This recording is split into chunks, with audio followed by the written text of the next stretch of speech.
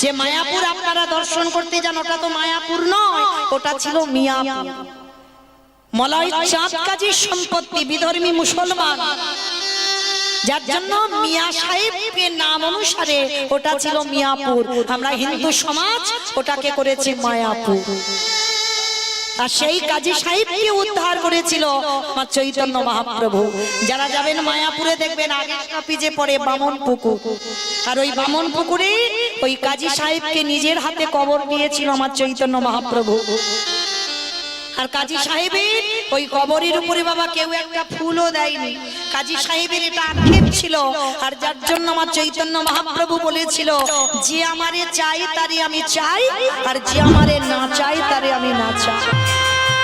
তুমি যখন আমারে চেয়েছো, দরকার নেই কোনো মানুষের ফুল দেওয়া।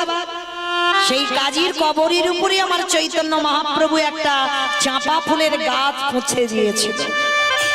আজও বাবা এত এত ফুল পড়ে যেন মনে হয় কাজী সাহেবে ওই কবরটাকে কেউ সাজিয়ে দিয়েছে ফুল দিয়ে।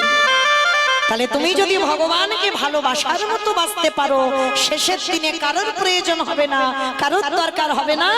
অর্জুনের রথের সারথি হয়ে যেমন কৃষ্ণ ঢাল হয়ে দাঁড়ালো, তোমার সামনেও আমার কৃষ্ণ দয়াময় ঢাল হয়ে দাঁড়াবে। নিতাই গৌর প্রেমানন্দে।